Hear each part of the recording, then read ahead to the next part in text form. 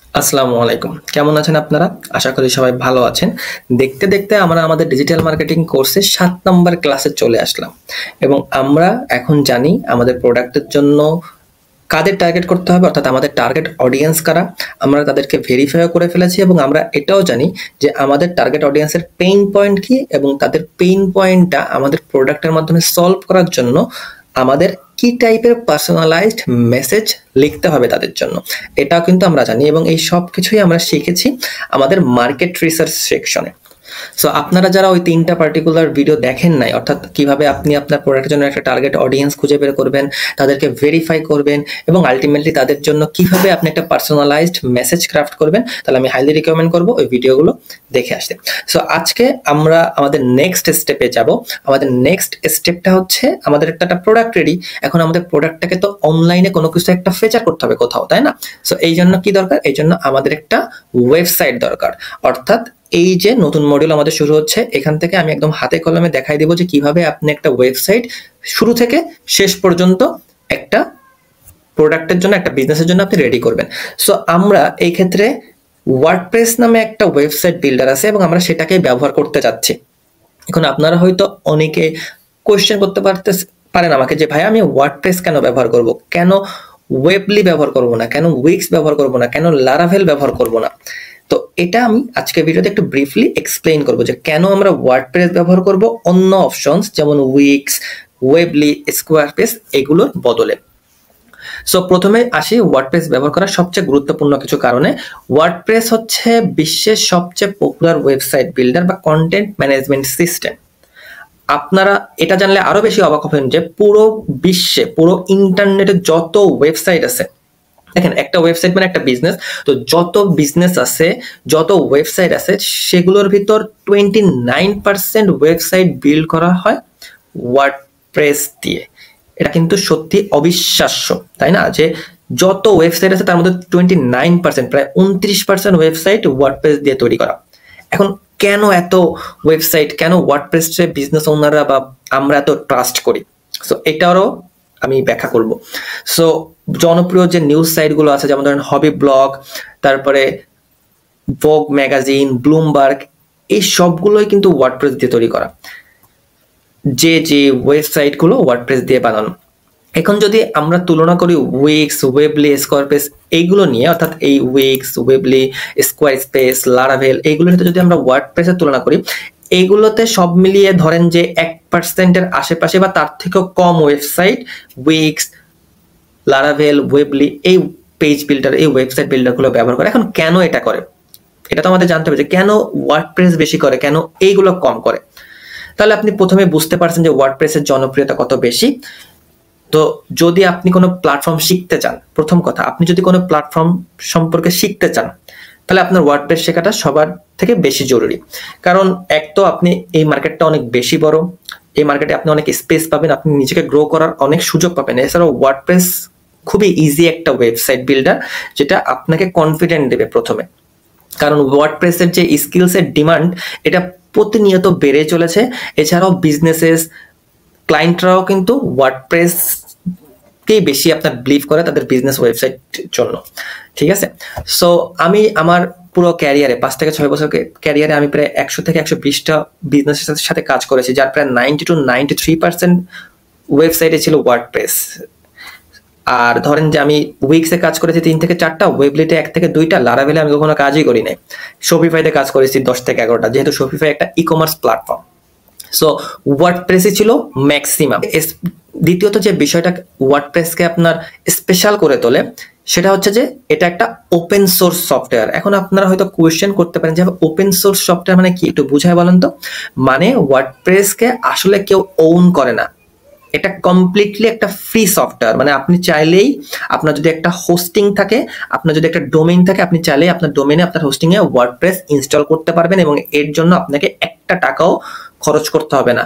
আপনার হোস্টিং এর টাকা প্রয়োজন হবে, আপনার ডোমেইনের জন্য টাকা দিতে হবে, কিন্তু ওয়ার্ডপ্রেসের জন্য কোনো টাকা আপনাকে দিতে হবে না। এটা কিন্তু হিউজ একটা দিক ওয়ার্ডপ্রেসের। আর এটা কেন এত গুরুত্বপূর্ণ জানেন? সেটা হচ্ছে যে এই ওপেন সোর্স যে নেচারটা ওয়ার্ডপ্রেসের আছে, এটার বেনিফিট, সব থেকে বড় বেনিফিট হলো এটা কখনোই আপনাকে হঠাৎ করে প্রাইস বাড়ায় বিপদে ফেলবে না। মানে ধরেন যে আমরা যদি হোস্টিংকার ব্যবহার করি, আমরা ব্লু হোস্ট ব্যবহার করি, বা আমরা ডোমেইন ব্যবহার করি, এরা কি করবে? আর ফার্স্টে আপনাকে জাস্ট এদের ডোমেইনটা কেনার জন্য, এদের হোস্টিংটা নেওয়ার জন্য আপনাকে অনেক অফার দিবে, ঠিক আছে? এবং যখন আপনি দেখবেন যে এদের অফারটা আপনি নিয়েছেন, দেখবেন যে পরের বছর থেকে এটা দাম বাড়ায় দিছে। সো আপনাকে এই টাইপের কোনো হ্যাসেল আপনাকে ফেস করতে হবে না যদি আপনি ওয়ার্ডপ্রেস ইনস্টল করেন। সো আশা করি আপনি বুঝতে পেরেছেন। যেমন ধরেন যে আমি যদি আরেকটা এক্সাম্পল দিই, উইক্সে আপনি ধরেন যে আপনার ওয়েবসাইটটা উইক্সের মাধ্যমে আপনি বিল্ড করলেন। সো উইক্সে আপনি তাদের প্ল্যাটফর্মটা যখন ব্যবহার করবেন, আপনি তাদের প্ল্যাটফর্মের উপর যখন ডিপেন্ড করবেন, তারা যখন প্রাইস বাড়ায় দেবে হঠাৎ করে, আপনি কিন্তু ইজিলি আপনার সাইটটাকে অন্য কোথাও মুভ করতে পারবেন না, তাই না? আপনি তো চাইলে একটা প্ল্যাটফর্ম থেকে একটা প্ল্যাটফর্মে যেতে পারবেন না, কারণ এই ক্ষেত্রে এসইও তো কি করে? এসইও মানে হচ্ছে যে আপনার অর্গানিক ভিজিবিলিটি ইনক্রিজ করা। তো আপনার একটা ডোমেইন আছে, সেটা এক জায়গায় হোস্ট আছে, আপনি চাইলে অন্য জায়গায় নিয়ে গেলে এটা যদি খুব ভালোভাবে আপনি প্রফেশনালের মাধ্যমে যদি মাইগ্রেশনটা না করতে পারেন, আপনার ট্রাফিকগুলো আপনি হারাই ফেলবেন। সো আপনি চাইলেই কিন্তু অন্য এক প্ল্যাটফর্ম থেকে আরেক প্ল্যাটফর্মে মুভ করতে পারবেন না। সো এরা যদি টাকাটা বাড়ায় দেয়, আলটিমেটলি আপনাকে সেই বেশি টাকা দিয়ে হয় থাকতে হবে, অথবা আপনাকে আপনার ওয়েবসাইট ট্রাফিকের সাথে কম্প্রোমাইজ করতে হবে, অথবা বেশি টাকা দিয়ে এমন কাউকে হায়ার করতে হবে যে খুব ভালোভাবে মাইগ্রেশন করতে পারবে, ঠিক আছে? কিন্তু ওয়ার্ডপ্রেসে যদি আপনি হোস্টিং কোম্পানি ধরেন যে প্রাইসটা বাড়ায় দেয়, লেটস সে আপনি ব্লু হোস্ট নিলেন, এটা যদি প্রাইস বাড়ায় দেয়, আপনি সহজে অন্য হোস্টিং কোম্পানিতে সুইচ করতে পারবেন। অর্থাৎ আপনার এক্ষেত্রে প্ল্যাটফর্ম কিন্তু সুইচ করার কোনো প্রয়োজন নেই। সো এটা আমার কাছে মনে হয় খুবই খুবই ইউজফুল একটা দিক ওয়ার্ডপ্রেসের। আর যদি আমরা সিকিউরিটির কথা চিন্তা করি, এই ওয়ার্ডপ্রেসের সিকিউরিটি আপনি যদি খুব ভালোভাবে মেনটেন করতে পারেন, তাহলে এটা ভালো একটা সিকিউর একটা প্লেস ইম্পর্টেন্ট। কারণ ধরেন আমি যদি টাইম ইনভেস্ট করি একটা সাইটে, লেটস সে আমি আমার বিজনেসটা একটা সাইটে আমি বিল্ড করলাম, আমার বিজনেসের জন্য একটা সাইট বিল্ড করলাম, তাহলে আমি জানি যে লং টার্ম এই বিজনেসটা আমি রান করব, এবং আমি এমন কিছুতে ইনভেস্ট করতে চাচ্ছি যেটা অলওয়েজ থাকবে, যেটা আমার পারমিশন ছাড়া কেউ প্রাইস বাড়াইতে পারবে না বা আমাকে ফোর্স করতে পারবে না অন্য কোথাও যাওয়ার জন্য। এটা কিন্তু ওয়ার্ডপ্রেস আপনাকে কখনোই করবে না। অর্থাৎ যেহেতু ওয়ার্ডপ্রেস ফ্রি, সো আপনাকে এই হ্যাসেলও নিতে হবে না। বাট অন্য অন্য যে প্ল্যাটফর্মগুলো আছে, এই প্ল্যাটফর্মগুলো ফ্রি না। সো আপনি যদি এই প্ল্যাটফর্মগুলোতে আপনার এই বিজনেসের ওয়েবসাইটটাকে বিল্ড করেন, তারা যে কোনো সময় আপনাকে প্রাইস বাড়িয়ে দিবে, যেহেতু দেখবে যে তারা আপনার বিজনেসটা যদি প্রফিটেবল হয়, সিম্পলি প্রাইস বাড়িয়ে দিবে, আপনার কাছ থেকে বেশি টাকা নিয়ে নেবে। তৃতীয় যে বিষয়টা যেটা ওয়ার্ডপ্রেসকে আরো বেশি সবার কাছে গ্রহণযোগ্য করে তোলে, সেটা হচ্ছে যে ওয়ার্ডপ্রেসের ম্যাসিভ থিমস আর প্লাগইন ইকোসিস্টেম।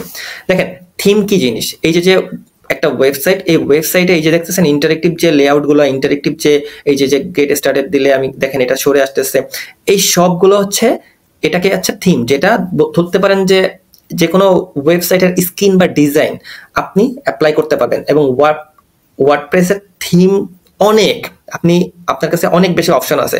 যেমন ধরেন যে ওয়ার্ডপ্রেসে প্রায় 10,000 থিম অ্যাভেলেবেল আছে, মানে আপনার কাছে 10,000 অপশন আছে আপনার সাইটের লুক চেঞ্জ করার জন্য।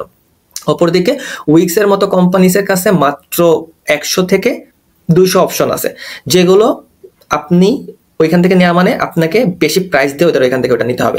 একইভাবে ওয়ার্ডপ্রেসে প্লাগইন ইকোসিস্টেম আছে, যা দিয়ে আপনি আপনার সাইটে অ্যাডিশনাল ফাংশনালিটিও অ্যাড করতে পারবেন। 50,000-এর বেশি প্লাগইন অ্যাভেলেবেল আছে ওয়ার্ডপ্রেসে।